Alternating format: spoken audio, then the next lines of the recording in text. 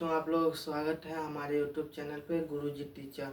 आज हम लोग पढ़ने वाले हैं काइंड ऑफ एडजेक्टिव, जिसका काइंड का आप लोगों का अर्थ होता है भेद। काइंड का अर्थ होता है भेद, मतलब प्रकार, और ऑफ का मतलब होता है का, के, की। इन तीनों में से किसी एक, मतलब ये तीनों ही इसका हिंदी होता है, अर्थ होता है। ये प्रत्येक इसका अर्थ होता है। फिर ये आता है एडजेक्टिव, जिसे हम कहते हैं विशेष। विशेष हम लोग हमेशा जो इंग्लिश बनाते हैं, हिंदी या अनुवाद बनाते हैं कोई भी, तो इंग्लिश का हमेशा उल्टा ही रहता है। किसी सिचुएशन में वो बैठ जाता है तो हम लोग सीधा ही बना देते हैं, लेकिन यहाँ पर आप लोगों का उल्टा होगा। देखिए यहाँ पर अगर हम इसका अर्थ निकाले तो आएगा भेद के विशेषण, तो ये से बैठेगा नहीं, तो ये होगा विशेषण के भेद, उल्टा हो जा रहा है। तो इसी तरह हम लोग कोई भी अनुवाद बनाते हैं तो उल्टा बनता है, लेकिन ज़्यादातर केस में बैठ जाता है, मतलब अच्छे से आ जाता है। जैसे यहाँ पे देखिए दिया है डिमोन्स्ट्रेटिव एडजेक्टिव, मतलब इसका हिंदी दिया है संकेतवाचक।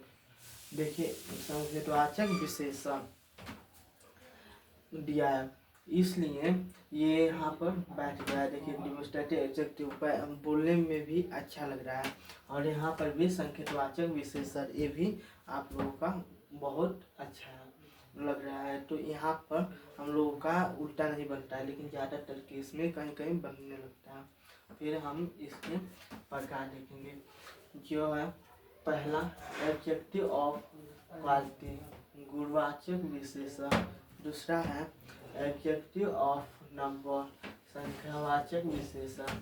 फिर तीसरा देखेंगे adjective of qualitative, adjective of quantity, जिसे हम कहते हैं परिमाणवाचक विशेषण। फिर चौथा ये, जिसे हम कहते हैं डिमोन्स्ट्रेटिव एडजेक्टिव, संकेतवाचक विशेषण।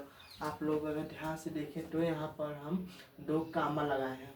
ये काहे लगाया है? अगर लाइन्स किसी भी शब्द को लिखना हो और जगह पर्याप्त नहीं हो, या किसी कारणवश आपको लिखने का मन नहीं कर रहा हो, तो आप इस तरह लिख सकते हैं। लेकिन सही तरीका है कि आप पूरा डिटेल में पूरे अच्छे से विस्तार से लिखें।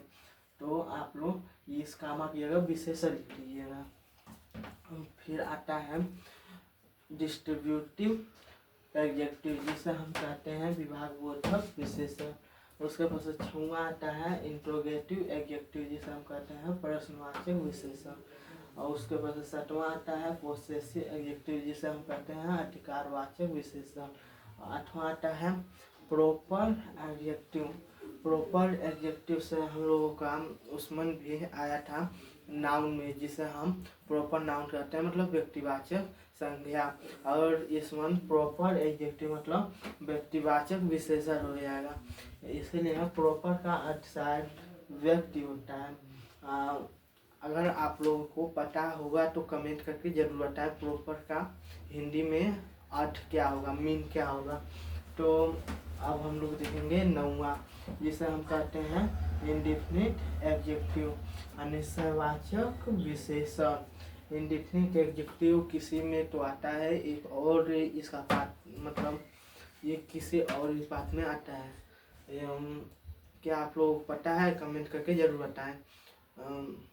शायद ये प्रोनाउन में आता है, इंडेफिनिट प्रोनाउन, जिसे हम अनिश्चयवाचक विशेषण कहते हैं। इंडेफिनिट प्रोनाउन, जिसे हम अनिश्चयवाचक सर्वनाम कहते हैं, और यहाँ पर आ जाएगा अनिश्चयवाचक विशेषण इंडेफिनिट एडजेक्टिव। थैंक यू दोस्तों आप लोग वीडियो देखने के लिए। अगर वीडियो पसंद आया तो लाइक करें, सब्सक्राइब करें, कमेंट में बताएं कि ये कैसा लगा, और ऐसे ही नया अपडेट पाने के लिए हमारे चैनल को ज्वाइन कर लें। Thank you.